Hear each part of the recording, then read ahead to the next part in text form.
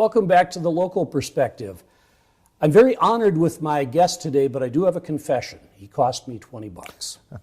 He also cost me some humility, and I learned the important lesson that politics is ever evolving in Wisconsin. I'm visiting this morning with the Speaker of the Wisconsin State Assembly, Robin Vos. Robin, thank you so much for being here. Happy to be here, Jerry. Thanks for asking me. And, the 20 bucks, we'll talk about that later. I'm not asking for a loan. But tell us a little bit about yourself. You represent the western two-thirds of Racine County. Yep, so I represent the 63rd District. So for anybody who has been to southeastern Wisconsin, Highway 11 basically goes from one end of my district to the other. Okay. So it's the southern half of Racine County. It's where Foxconn is going to be located. It has the city of Burlington, the village of Union Grove, Rochester, Yorkville, Mount Pleasant, Sturtevant, and town of Dover. So great location. My dad actually was on our city council for over 30 years. I have a lot of folks who have been involved in local government. I was on our county board for 10 years. So I love the idea that citizen legislators at the local level get a chance to be involved in their community, from the city council to the town board. Many of those people eventually run for the legislature, and some even run for Congress. So I think the founders were super smart in how they intended it, that a lot of local people make local decisions and they kind of work their way up, hopefully. And I want to talk more about that in just a sec. You mentioned Foxconn. Mm-hmm. I was with the Mount Pleasant Village Board president recently and kind of talked about the economically cataclysmic things going on there in a positive way. Mm-hmm. How's the rest of your district feeling that? Is there an impact felt equally all the way out? Yeah, so it's interesting that, so I own a small manufacturing company. We have about 60 employees. And it's interesting that I needed temporary help for the summer and the fall with our busy season. So we brought in some folks who are with a temp agency, and they couldn't find a place to live. They literally had a problem finding an apartment that they could rent for 3 to 6 months. So I think that's typical of what's happening right now in our area. There is so much demand that employers like me, we're excited about the possibility that we're going to have another huge corporate entity that will help to make our community even stronger. But it brings its challenges. For anybody who thinks about Racine County, probably the best known employer are the Johnson family of companies, right? Sure. Johnson Insurance, Johnson Wax, Johnson Diversity, Johnson Bank, all the Johnson companies. And if you add up all of their employees together in our community, it's about 4,500 people. So you think of the amazing impact that Foxconn is going to have, even if they would only have 5,000 people, which we know it's going to be more, but even if they just had that same amount, the Johnson family are our most generous corporate citizens, and they employ a ton of people who get to live a good family-supporting lifestyle. So I think when you consider what will happen 20 years from now, the city of Burlington, the village of Union Grove, the village of Waterford right outside our area, they're already figuring out how do they deal with the housing situation that we have now. Mm-hmm. Developers are not building new subdivisions like they used to, even prior to the Great Recession, right? So now that the economy is back, there aren't new builders coming into the marketplace. There's not, a huge new group of people who are tradesmen and tradeswomen to be able to be masons or electricians. So I think there's so many problems. We're just probably the canary in the coal mine for an awful lot of this. Well, Dane County is too, but for a couple areas of the state where there's just this really intense growth, it's a problem that we've got to focus on and hopefully solve. Well, and you talked about housing, and housing is not the key topic of this show, but running around to the 602 cities and villages in Wisconsin, I think it's safe to say there isn't one that doesn't have a housing shortage of one form or another. Yeah. My hometown of Crivets, they talk about actually upper end rental housing for seniors as the demographic changes there. In other places, it's rental, single family home ownership. In some places, executive homes. Right. So it's everywhere. In our area, it's really challenging because from what local builders tell me, it is very hard to build a good quality, reasonably sized lot, so it's not a postage stamp, but it doesn't have to be an estate either. But a new home is probably $400,000. Well, for a two-income family where the one's a teacher and another one might be a manufacturing rep or something like that, a $400,000 house is probably out of their reach. So we have to figure out two things. How do we make sure that we have a vibrant choice so people can choose a starter home that might have been built in the 50s all the way to a brand new mansion because they've won the lottery, whatever in the middle. But I worry a lot about how do we make sure that we have reasonably priced homes in every community where people have the chance to buy one. Right, right. Well, let's talk, and I hesitate to say about your day job. Yeah. We're here in the Assembly parlor. You're the Speaker of the Assembly. You're the 75th Speaker, and I don't know, to me that feels like it means something. Well, let's start with the history. How has the Speaker's role changed in the 150 years Wisconsin's been around? Yep, so as you mentioned, Wisconsin became a state in 1848. We used to have a different structure. All right, so let's just talk about the modern era.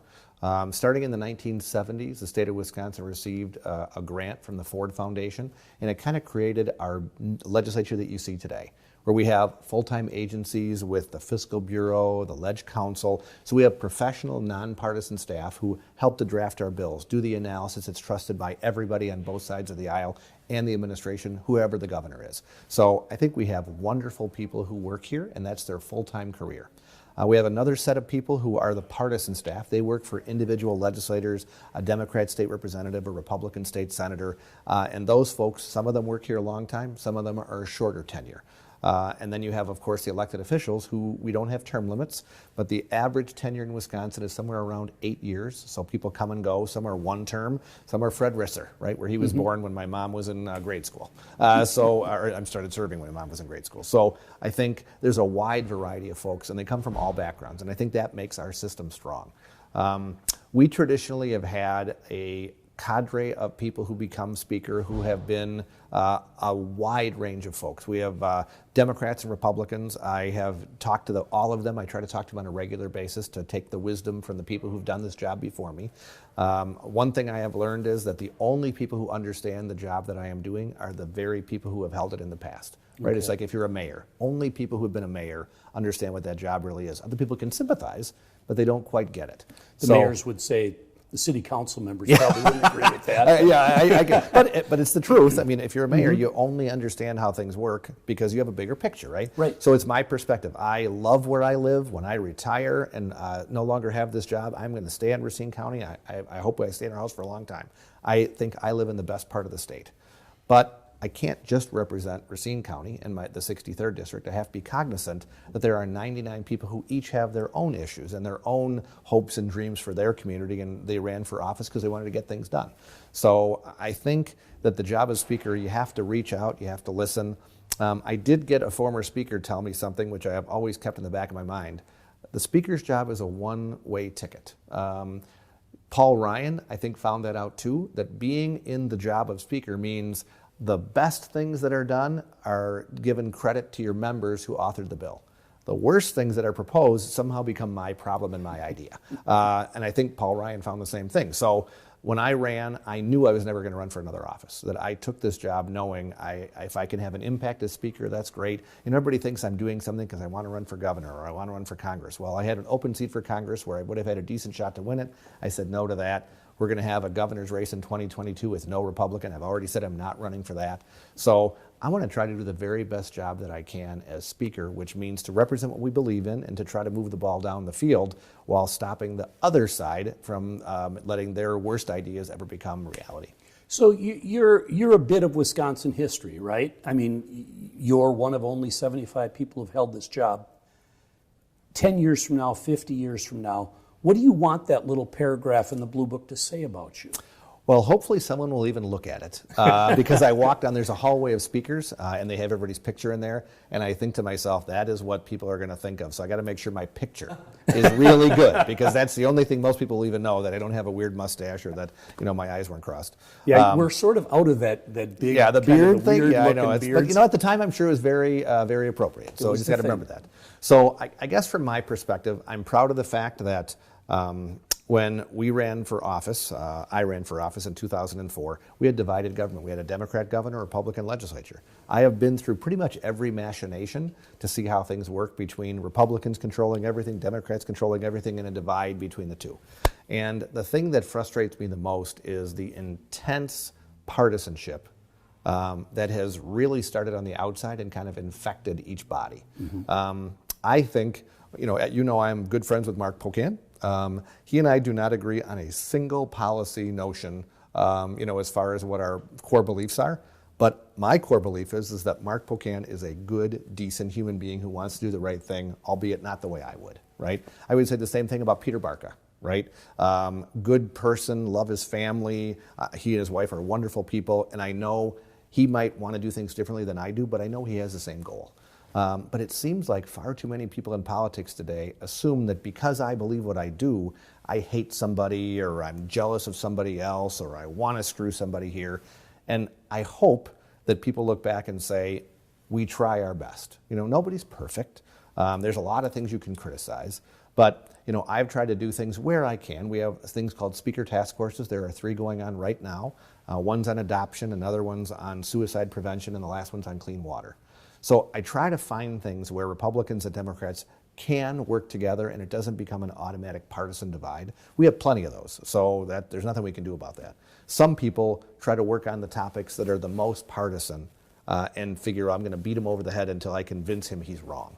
Well, I think that's what's wrong with politics today. Far too many people think it's our job to beat the other side, to say you're an idiot, as opposed to, well, tell me why you believe that, because I have such a different set of background and understandings that I don't understand how you could be where you are. So my hope is that as people look back, we'll have a productive time where we had divided government for part of it. We had an all-Republican government for part of it, hopefully never in the minority, but we'll see what happens. Sure. And, you know, and speaking of that, you now are working with a Democratic governor, you have a Republican majority leader in the Senate. How is that working? I mean, the relationship is still fairly new. Mm-hmm. How would you describe it? Is it still evolving? Is it settled? How would you describe your relationship? I would say it's a work in progress. Okay. You know, it's interesting. I just was elected as the president of the National Conference of State Legislatures. Congratulations. Thank you. Yeah, it's the nation's and one of the world's. It's the nation's largest bipartisan organization, and we think it's the largest organization of elected officials that annually meets. It's about 7,000 people that get together, and there are people from every state, every political philosophy, but we all get together because we want to do the right thing. So I have talked to Democrat speakers who have a Republican governor. I have talked to the opposite, right? And the one thing that it seems is that even though I believe that the legislative branch is the first branch of government, it is the most representative, it is the one that should have the most ability to influence public policy. Because we elect a unitary executive, right, a mayor, a county executive, a governor, they kind of set the tone, right? So the very fact that Governor Evers has kind of picked some topics which are more divisive to try to say, let's see if we can solve problems that don't necessarily lend themselves to bringing people together, like adoption, like water quality, like things where there isn't a partisan divide. I think it's made it difficult. So even this last week, rather than saying, how about if we sit down and figure out what an answer to violence in Wisconsin would be, it was, I already have the answer. I'm just going to go and campaign to tell people why they should adopt my idea. He has every right to do that, but it doesn't build a relationship when you think that's the way that you're going to try to win people over, is by kind of brute force or, you know, bludgeoning people with their beliefs. So I hope that over time he learns to be a little more collaborative, to maybe talk to us earlier in the process, as opposed to once he's already made his decision and then it's just kind of a knee-jerk reaction from everybody from that standpoint going forward. Okay. Speaking of violence, and obviously this has captured the attention of the mayors, the first responders, all of these municipal folks. I know that they're very concerned about this, and I think, like a lot of your members, they're scratching their heads going, but what is the answer? Will there be a dialogue on that, and how could they participate in it? Sure. And what are some of your thoughts on it? Well, I will say this, there is no magic wand, right? Because Right. if that's true, that would have already happened. I wish we could start, I hate the idea that in today's society, everybody has their own facts, right? That everybody kind of picks and chooses what they want. Gun violence is real, right? And it comes from a whole lot of reasons. Number one, most people who are killed with a weapon, I think it's something around 60%, are a suicide. So we're focusing on our Speaker's Task Force on something that I hope is bipartisan, that we could find an answer that would help with 60% of the problem. Now, it doesn't deal with 100, but it definitely deals with 60% of the problem. Of the 40% that's left, a sizable chunk of those are people who commit a crime that are a felon and already illegally not allowed to possess a weapon. So I would prefer to say, what can we do to make sure if somebody commits a crime with a gun, that they are in jail for a good long time? Rather than this kind of revolving door that we've seen, especially in a big place like Milwaukee, where people are arrested on a gun crime and they're through a revolving door and out and never really get a serious sentence. So I think there's a lot of things that don't instantly say, well, geez, let's talk about guns, and now it's either you enjoy hunting or you hate hunters, right? Or vice versa, where all of a sudden it's this big argument. So my style is to try to focus on things where natural consensus can happen, and then maybe you get the next step, trust being built, to get to the harder step. So from my perspective, I'd like to hear ideas that don't finger point and go into the ideological corner, right? So if it's trying to say, how do we have earlier identification of mental health crises, right? So I don't support the idea of a red flag law, which basically would say, I think you might commit a crime, so I'm going to, basically detain you because you could do something. I mean, our society is based on an action causes a reaction, not you could do something. But I certainly think we need to do a better job with having access to mental health. I mean, if you're a police officer and you see a family is constantly under mental strain, we have to have some way to be able to refer them for additional follow-up, additional counseling, additional efforts on the healthcare side. Because I really think a lot of these are mental health issues that are healthcare. They're not necessarily criminal justice. But that's the problem, that we never kind of take it to what could have an impact. We always want to, quote unquote, solve the problem. Well, I've learned in this job, you address issues because they're never solved. Sure. And that's where I'm hoping that we could have a partnership with a lot of local elected officials who say, okay, how do we make sure that we have better training for our police? That is probably something that we could work together on to say, I know you don't have unlimited resources, but boy, if we could make sure that every single officer or every single EMT or paramedic has extra training to deal with somebody who's having a mental health crisis, so they don't just think, Jerry's having a bad day. You actually understand that there's some kind of a mental health issue going on there that requires follow-up, not waiting for the next 911 call.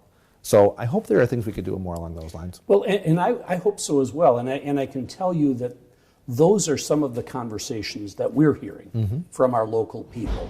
It's yes, there's a very passionate debate about guns in Wisconsin, but there's also this more rational, how do we deal with the incremental problem? How do we, I heard one police chief describing that they've become sort of the default first responder in mental health issues.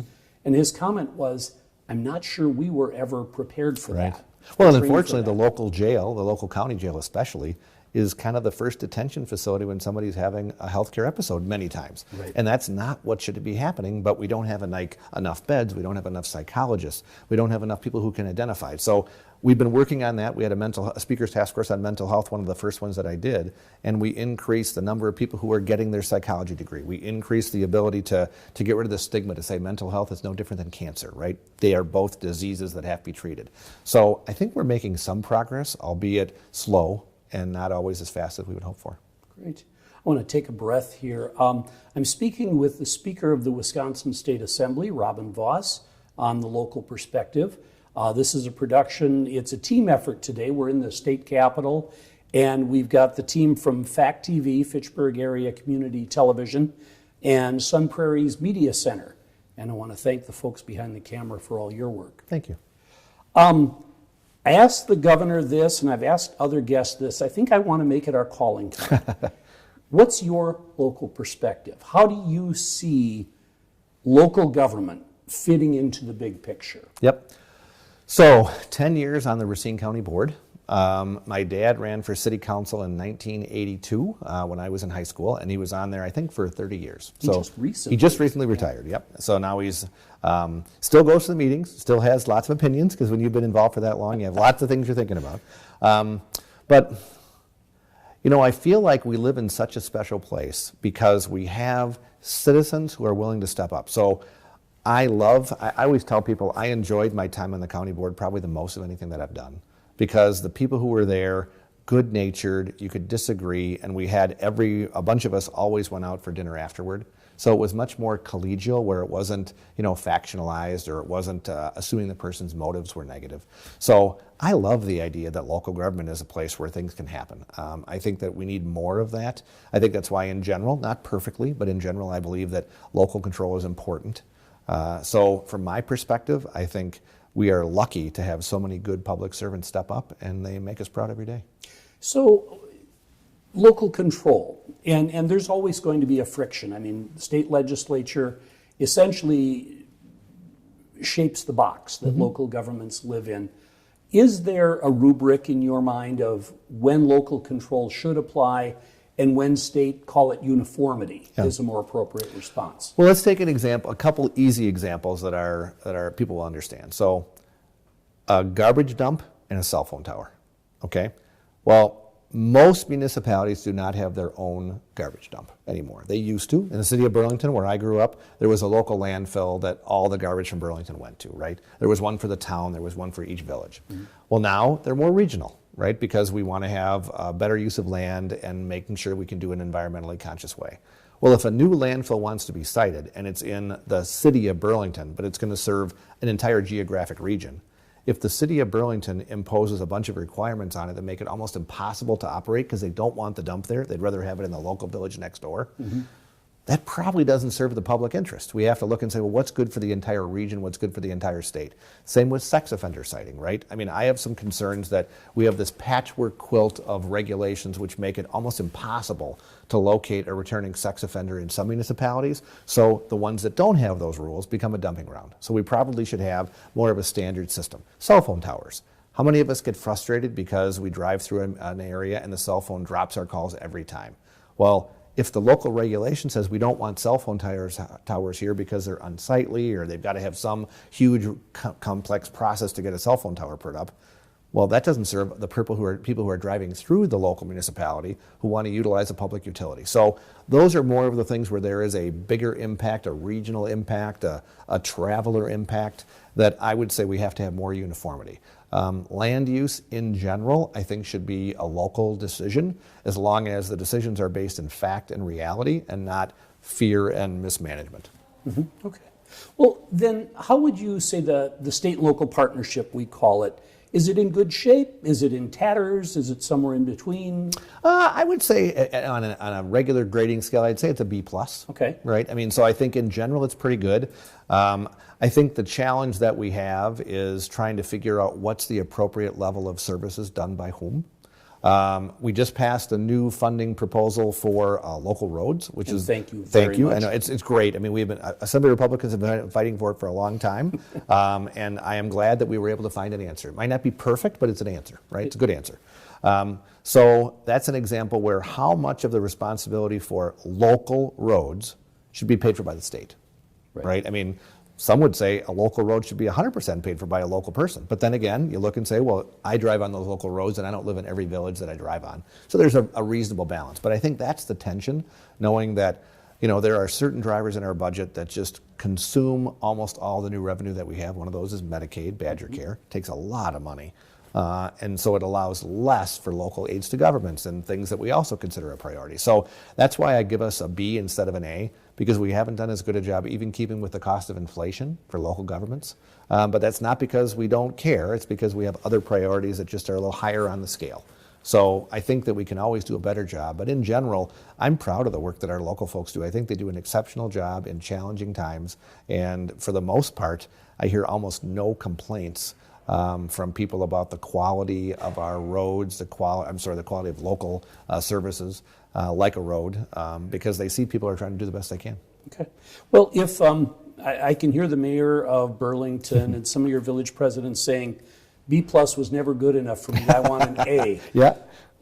What, you know, you're the principal here, you're the teacher, what would it take for them to earn an A in the state and local partnership? Well, I mostly put that on us, not them. Well, I'll get to you next. Okay. Let's start with them. I would say, from their perspective, I think we need to be more innovative. I think coming and just saying we need more money for the same program we've always done in the same way we've always done it isn't necessarily a persuasive argument. If you can come to me and say, we've got this really creative idea for a public-private partnership to do something dramatically different, I think that always has an appeal to me and to my colleagues. I think if we look and say, how can we share services in a way that makes sense? You know, in my own community, we have people taking care of the lawn at the school, at the town, at the county, and at the city, each with their own equipment. You know, does that make any sense in today's age? Probably not, but I'm not going to be the one to impose that. But I think the more that you show cooperation exists and that there's not waste. And I know there's not waste at local government for the most part. I think the more people look and say, okay, well, they've done all they can, now we got to figure out how to step up and do our part too. Well, and that can be challenging. When I was talking to the Mount Pleasant village president, apparently Mount Pleasant and Sturtevant share a fire department. Yep. And with Foxconn, obviously that's going to throw a big burden. They're talking to some of the other adjoining communities about how they can work together. And I know you mentioned the Johnson family. The Johnson Family Foundation has actually been helping make that conversation happen. Okay, so that's how the mayor gets an A. How does Speaker Vos's assembly, what would you say to your members to build that relationship? Well, I think most of our members do a good job. So one thing that I try to do on at least an annual or sometimes every 2-year basis is to go to every municipality myself. So I go and sit down with the local elected officials. What are your issues? What are you hearing from your constituents? There is no better window into a community than the elected officials who serve it. I see that if I have a question about something that's going on in one of the municipalities, I call one of the local elected officials first to make sure that I understand their perspective and what they're hearing. So I think that's one thing that I always encourage our members to do, is to stay in touch with your local elected officials. Whether they support you or not at election time doesn't really matter. We're all elected by the same people. So I found that to be incredibly useful, to go and physically go to their meeting, to go to them, as opposed to thinking that they should come visit me in Madison. It's a lot easier when I'm at home to drive to a meeting on a Monday night or a Thursday night than it is to have them come here. Well, and I keep telling my members, for some reason, people are fascinated with sewer treatment plants.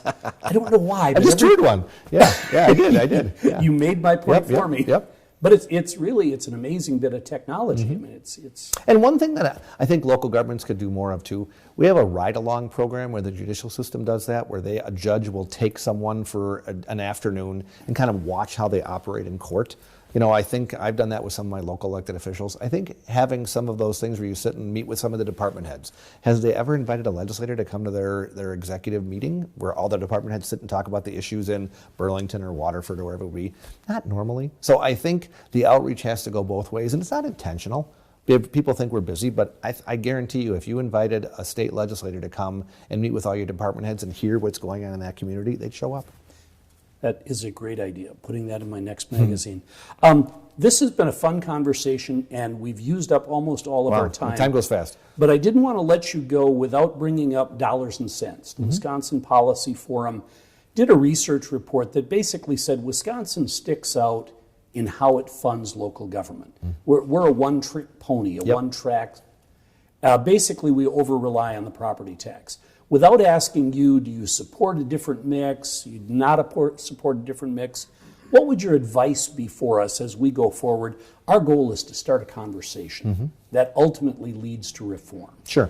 So I'm trying to think when it was. It would have been 3 years ago. Dean Knutson had a bill that I supported, representative from the Hudson area, former mayor, which would have given an option for counties to have a sales tax referendum where they would have been able to spend the money for a fixed amount of time on infrastructure. So it would have basically said for 4 years you can have up to a 0.5% sales tax. It has to be off for 1 year, and then you can go back and do another referendum, right? So it wouldn't become just kind of feeding the beast of government. It would have been for projects. Very common in states. Yeah, it is very common. So I supported that. I know Representative Knutson worked hard. We didn't end up being able to bring it to the floor because we didn't get the votes. So I think trying to find innovative ways like that, I would prefer to have less things on the property tax where there's an ability to have diversity of resources.